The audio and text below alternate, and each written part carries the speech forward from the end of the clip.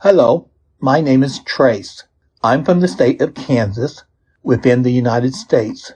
I would like to introduce to you this channel consisting of English with a subtitle.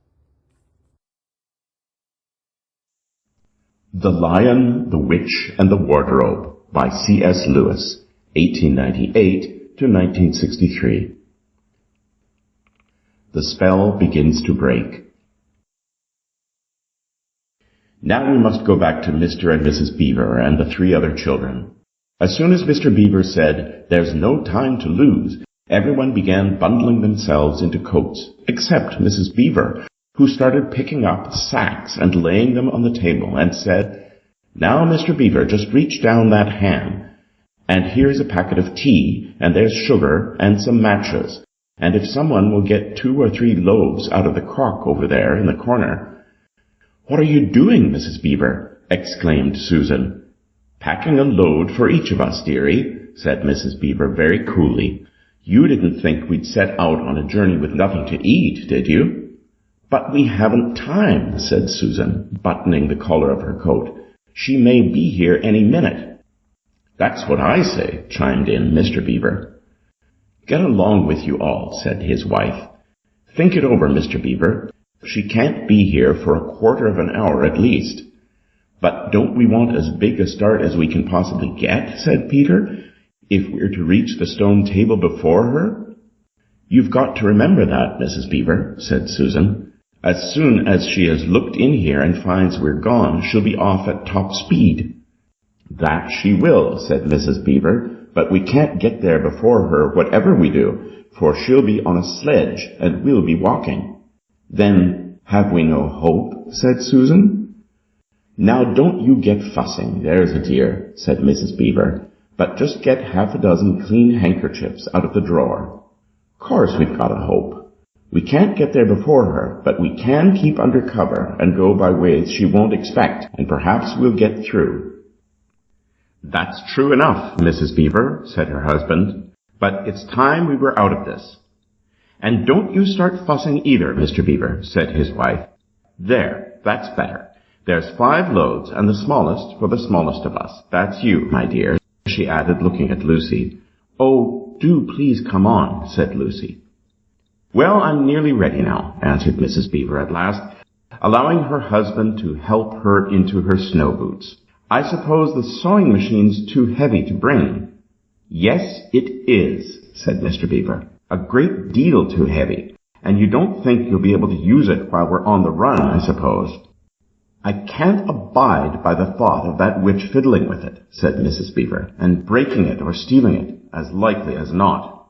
"Oh, please, please, please do hurry," said the 3 children. And so at last they all got outside, and Mr. Beaver locked the door. "It'll delay her a bit," he said. And they set off, all carrying their loads over their shoulders. The snow had stopped and the moon had come out when they began their journey. They went in single file. First Mr. Beaver, then Lucy, then Peter, then Susan, and Mrs. Beaver last of all. Mr. Beaver led them across the dam and on to the right bank of the river, and then along a very rough sort of path among the trees right down by the river bank. The sides of the valley, shining in the moonlight, towered up far above them on either hand. "Best keep down here as much as possible," he said. "She'll have to keep on the top, for you couldn't bring a sledge down here." It would have been a pretty enough sight to look at through a window from a comfortable armchair, and even as things were, Lucy enjoyed it at first. But as they went on walking and walking and walking, and as the sack she was carrying felt heavier and heavier, she began to wonder how she was going to keep up at all. And she stopped looking at the dazzling brightness of the frozen river with all its waterfalls of ice, and at the white masses of the treetops, and the great glaring moon and the countless stars, and could only watch the little short legs of Mr. Beaver going pad, pad, pad, pad through the snow in front of her, as if they were never going to stop. Then the moon disappeared, and the snow began to fall once more. And at last Lucy was so tired that she was almost asleep and walking at the same time when suddenly she found that Mr. Beaver had turned away from the riverbank to the right and was leading them steeply uphill into the very thickest bushes. And then, as she came fully awake, she found that Mr. Beaver was just vanishing into a little hole in the bank, which had been almost hidden under the bushes until you were quite on top of it. In fact, by the time she realized what was happening, only his short, flat tail was showing. Lucy immediately stooped down and crawled in after him. Then she heard noises of scrambling and puffing and panting behind her, and in a moment all 5 of them were inside. "Wherever is this?" said Peter's voice, sounding tired and pale in the darkness. I hope you know what I mean by a voice sounding pale. "It's an old hiding place for beavers in bad times," said Mr. Beaver, "and a great secret. It's not much of a place, but we must get a few hours' sleep." "If you hadn't all been in such an annoying fuss when we were starting, I'd have brought some pillows," said Mrs. Beaver. It wasn't nearly such a nice cave as Mr. Tumnus's, Lucy thought, just a hole in the ground, but dry and earthy. It was very small, so that when they all lay down, they were all a bundle of clothes together. And what with that and being warmed up by their long walk, they were really rather snug, if only the floor of the cave had been a little smoother. Then Mrs. Beaver handed round in the dark a little flask out of which everyone drank something.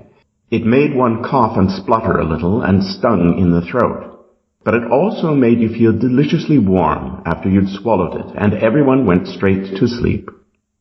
It seemed to Lucy only the next minute, though really it was hours and hours later, when she woke up feeling a little cold and dreadfully stiff, and thinking how she would like a hot bath. Then she felt a set of long whiskers tickling her cheek, and saw the cold daylight coming in through the mouth of the cave.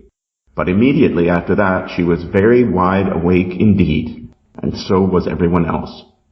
In fact, they were all sitting up with their mouths and eyes wide open, listening to a sound which was the very sound they'd all been thinking of, and sometimes imagining they heard during their walk last night. It was a sound of jingling bells. Mr. Beaver was out of the cave like a flash the moment he heard it. Perhaps you think, as Lucy thought for a moment, that this was a very silly thing to do, but it was really a very sensible one. He knew he could scramble to the top of the bank among the bushes and brambles without being seen, and he wanted above all things to see which way the witch's sledge went. The others all sat in the cave, waiting and wondering. They waited nearly 5 minutes. Then they heard something that frightened them very much. They heard voices. "Oh," thought Lucy, "he's been seen. She's caught him." Great was their surprise when a little later they heard Mr. Beaver's voice calling to them from just outside the cave. "It's all right," he was shouting. "Come out, Mrs. Beaver. Come out, sons and daughters of Adam. It's all right. It isn't her." This was bad grammar, of course, but that is how beavers talk when they are excited. I mean, in Narnia. In our world, they usually don't talk at all. So Mrs. Beaver and the children came bundling out of the cave, all blinking in the daylight, and with earth all over them, and looking very frowsty and unbrushed and uncombed, and with the sleep in their eyes. "Come on," cried Mr. Beaver, who was almost dancing with delight. "Come and see. This is a nasty knock for the witch. It looks as if her power is already crumbling." "What do you mean, Mr. Beaver?" panted Peter as they all scrambled up the steep bank of the valley together. "Didn't I tell you," answered Mr. Beaver, "that she'd made it always winter and never Christmas? Didn't I tell you? Well, just come and see." And then they were all at the top and did see. It was a sledge, and it was reindeer with bells on their harness.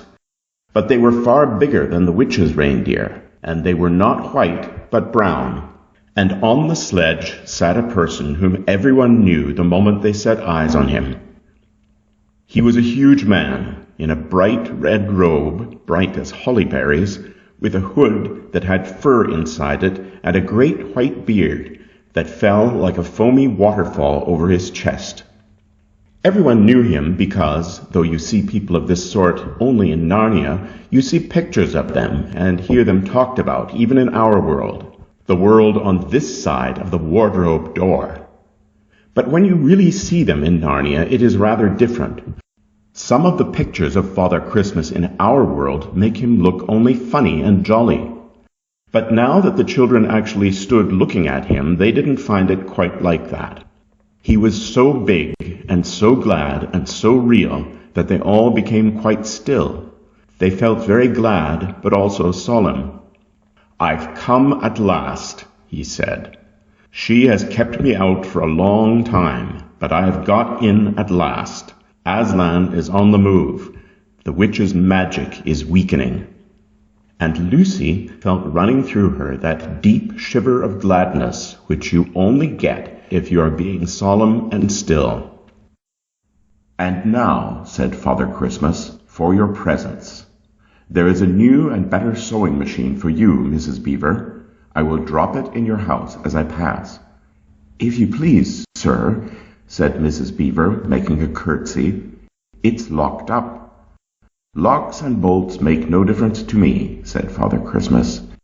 "And as for you, Mr. Beaver, when you get home you will find your dam finished and mended, and all the leaks stopped, and a new sluice gate fitted."